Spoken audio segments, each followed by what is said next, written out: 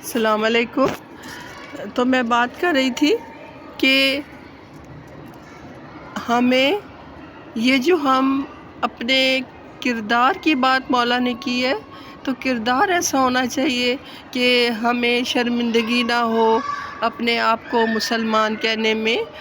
میں پھر آج وہی بات دہراؤں گی کہ بہت ہی برے حالات ہو رہے ہیں میڈیا پہ۔ خدا کے واسطے جو میرے بھائی اہل تشیع سے بیٹھتے ہیں تو وہ کم از کم امام زمانہ اور بی بی نرجس خاتون کے متعلق اتنی بیہودہ باتیں کی جا رہی ہیں، توہین آمیزہ گفتگو کی جا رہی ہے، اس کے خلاف بولیں آپ۔ یہ بہت اچھی بات ہے، آپ اس طرح آئیں، آن لائن آئیں، بیٹھیں اور اپنے وقت کے امام کے لیے آپ بولیں اور اپنے وقت کے امام کی نصرت کے لیے فضائل بیان کریں ان کی، اور ان کے لیے بولیں، کیونکہ یہ ہم سے سوال ہوگا کہ آپ نے میرے لیے کیا کیا ہے۔ اس وقت بھی اگر ہم ہو گئے تو وہ کہیں گے کہ میرے آنے میں، میرے رستہ ہموار کرنے میں، میرے حق میں بولنے کے لیے آپ نے کیا کیا ہے۔ تو اس کے لیے، اور جو یہ لوگ کہتے ہیں کہ الحمدللہ ہم پہ اللہ کا بڑا کرم ہے، اللہ نے ہمیں بڑا نوازا ہے، یہ پیسوں کی دوڑ میڈیا پہ لگی ہوئی ہے، اور یہ سوچا جا رہا ہے کہ جتنا ہم بے حیائی کی باتیں کریں گے، جتنا بے پردگی کریں گے، جتنی نازیبا لباس پہن کے آئیں گے، اتنی ہی ہمیں پیسہ ملے گا۔ تو پیسہ کون لے کے گیا ہے ساتھ؟ حلال کا پیسہ، اس میں برکت بھی ہے، اس میں عزت بھی ہے۔ میری ان بیٹیوں سے، بہنوں سے، بچیوں سے درخواست ہے، خدا کے واسطے اپنے آپ کو اتنا ذلت کے نیچے درجے پہ مت لے کے جائیں کہ یہ مرد ہم عورتوں کے ان چیزوں سے کھیلیں۔ آپ وہ بھی گناہ گار ہو رہے ہیں۔ عورت جب تک نہیں چاہتی، میں مرد کی سائیڈ نہیں لے رہی، میں مرد کو بھی کہہ رہی ہوں کہ لیکن اگر عورت نہ چاہے تو کبھی بھی کوئی مرد اس سے غلط بات نہیں کر سکتا۔ وہ آپ سے اتنی بیہودگی کی باتیں کرتے ہیں اور آپ آگے سے سارے کہتے ہیں الحمدللہ ہمارے پاس بڑا پیسہ ہے، اللہ نے بڑا کرم کیا۔ تو حرام کے، یہ اللہ کا کرم نہیں ہے، یہ شیطان کا کرم ہے، دجالتی قوتوں کا کرم ہے۔ یہ وہ ان سازشوں کا حصہ ہے، کرم ہے کہ جو اسلام کو نیست و نابود کرنے کے در پہ ہیں۔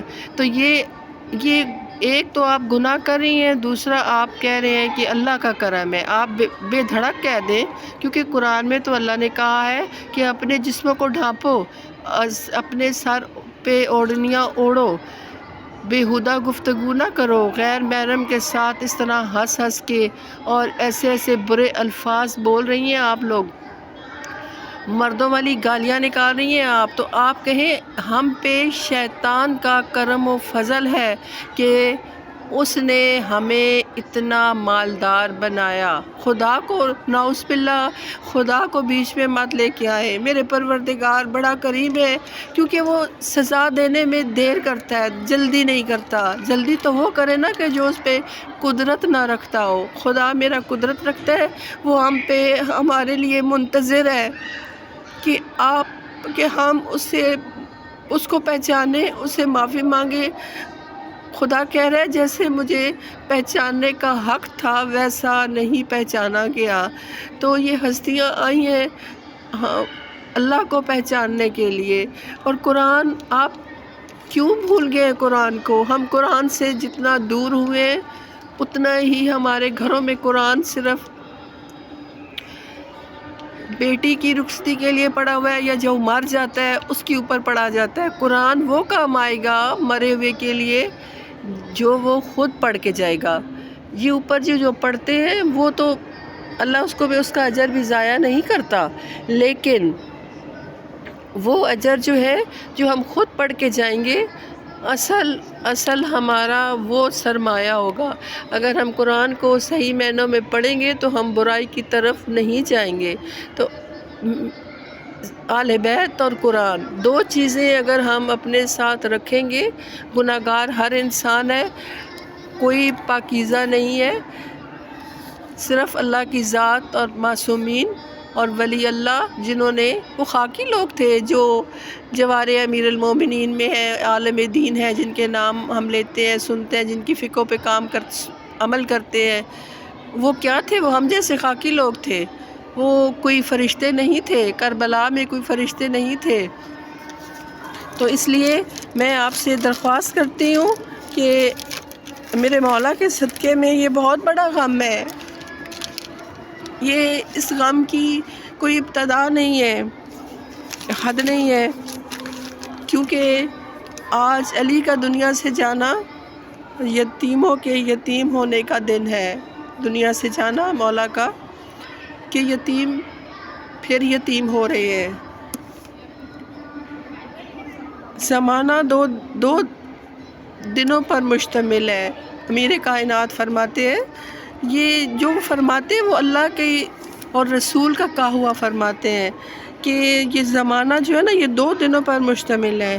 ایک دن وہ ہے جو تمہارے حق میں ہوتا ہے اور ایک دن وہ ہے جو تمہارے خلاف ہوتا ہے۔ بس جو دن تمہارے حق میں ہو اس پر اتراؤ نہیں، اور جو دن تمہارے خلاف ہو اس دن پریشان نہ ہو۔ تو اب اس فلسفے کو آپ اپنے ذہنوں میں سوچیں کہ یہ زندگی 2 دن کی ہے۔ جیسے مولا فرماتے ہیں کہ سجدے بیچ میں 2 سجدوں کا کیا مطلب ہے، تو مولا فرماتے ہیں کہ ایک سجدہ تمہاری زندگی، دوسرا سجدہ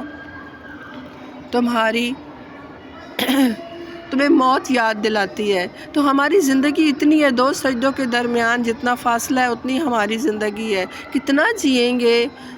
1000 سال جئیں گے؟ کتنا جئیں گے؟ 80 70 60 سال کتنا جئیں گے ہم نے ایک دن جانا ہے، اور اس دن جا کے ہم اتنی دیر ہمیں کھڑا نہ ہونا پڑے اپنے پروردگار کے حضور، اور پروردگار اس دن بھی ہم اپنی ضد پہ اڑیں گے۔ یہ قرآن کی بات کر رہی ہوں، چونکہ ٹائم نہیں ہوتا کہ میں زیادہ عربی پڑھ کے پھر اس کی ترجمہ پڑھ کے آپ کو بتاؤں کہ ہمیں اس وقت بھی خدا سے جھگڑا کریں گے۔ خدا کہہ رہا ہے نا کہ انسان بڑا جھگڑالو ہے، تو خدا کے واسطے یہیں سے تیاری کر لیں، اور آج کے دن کے صدقے میں، اس غم کے صدقے میں، میرے امیر کائنات کے اس درد بھرے دنوں کے صدقے میں علی کے یتیموں کا واسطہ ہے، زہرا کی گھر کے اجڑنے کا واسطہ ہے۔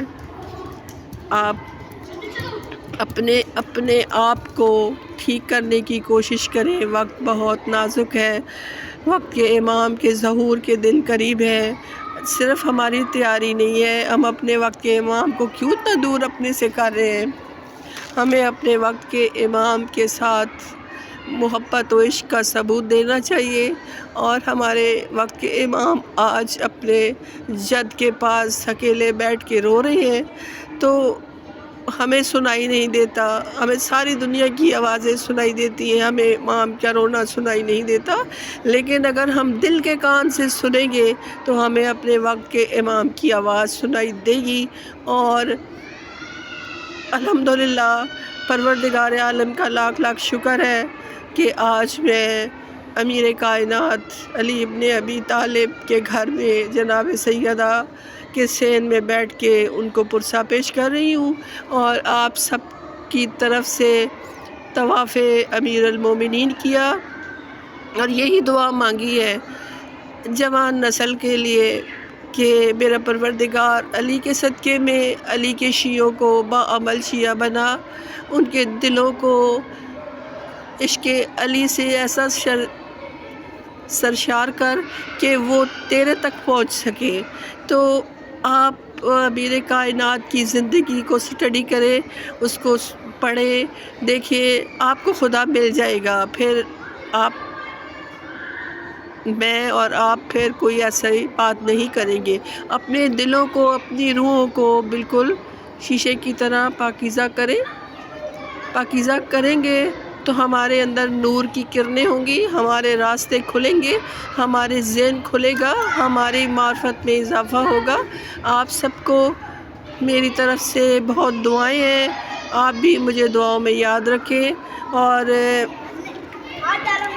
میرا کوئی مقصد یہ نہیں ہے، مجھے تو پتہ بھی نہیں ہے کہ یہ اکاؤنٹ کیا ہوتے ہیں کیا نہیں ہوتے ہیں۔ میں تو اپنے عشق میں اپنے وقت کے امام ایک عورت ہو کے جو کر سکتی ہوں، میں اپنے وقت کے امام کے لیے ڈیوٹی دے رہی ہوں، اور مولا اس کو قبول کرے، کیونکہ اگر میں دنیا میں نہ رہی تو میرے یہ الفاظ رہیں گے، جو سنے گا جب تک رہیں گے، کیونکہ معصومین فرماتے ہیں کہ اگر آپ نے ایک اچھی بات، ایک آیت، ایک اچھا جملہ کسی کاغذ پہ بھی لکھ کے دنیا سے چلے گئے اور وہ جب تک موجود رہے گا آپ کو اس کا ثواب پہنچتا رہے گا۔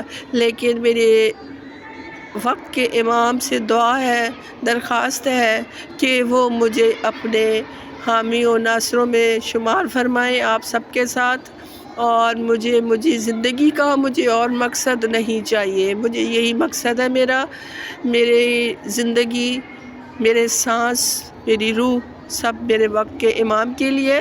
دنیا سے کنارہ کش نہیں ہوں اور نہ ہونا چاہیے کسی کو بھی، دنیا کے ساتھ بھی چل رہی ہوں، اور اپنے اس مشن کو اللہ کہتا ہے نا، جب تم ہدایت مانگو تو میں تمہیں ایک دفعہ مانگو گے تو میں تمہیں کتنی زیادہ ہدایت دے دوں گا، دروازے کھلتے جائیں گے، حضرت یوسف علیہ السلام کی طرح۔ اگر آپ توبہ کریں، اللہ کے ساتھ لو لگائیں، آپ کے دروازے خود بخود روشنیوں کے کھلتے رہیں گے، آپ کو معرفت عطا ہوتی رہے گی، آپ گناہوں سے بچتے رہیں گے۔ انہی اچھی باتوں دعاؤں کے ساتھ آپ سب کو بہت بہت پرسہ مولا امیر کائنات کا، اور اگر کوئی بات بری لگی ہو تو معذرت کی طلبگار ہوں۔ خدا آپ کو بار بار حرم علی میں آنا نصیب فرمائے۔ اللہ حافظ۔